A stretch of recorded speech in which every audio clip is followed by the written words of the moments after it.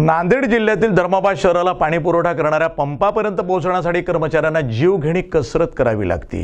नदीकाठी पंप असल्याने इथं सिमेंटचा रस्ता किंवा सुरक्षित मार्गिका नसल्यामुळे कर्मचाऱ्यांचे प्राण धोक्यात आलेत। या गंभीर प्रश्नाकडे नगरपालिका प्रशासनाचं अक्षम्य दुर्लक्ष होत असल्याचा आरोप स्थानिकांनी केला आहे। धर्माबाद शहराला पाणी पुरवठा करण्यासाठी नदीमध्ये पंप बसवण्यात आलेत, परंतु या पंपापर्यंत पोहोचण्यासाठी योग्य रस्ता नाहीये। कर्मचाऱ्यांना जीव धोक्यात घालून हे काम करावं लागतंय।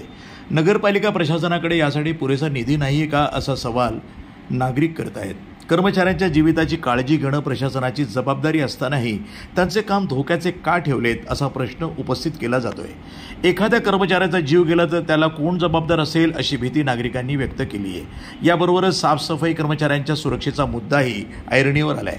हे कर्मचारी पहाटे 4 वाजल्यापासून उन्हाळा, हिवाळा आणि पावसाळ्यातही शहराची स्वच्छता करतात, तर त्यांचे हात, पाय आणि आरोग्याचा विचार न करता त्यांना काम करावं लागतंय। त्यांना हात मोजे, बूट, मास्क आणि छत्री यासारख्या आवश्यक वस्तू पुरवल्या तर त्यांचं संरक्षण होईल।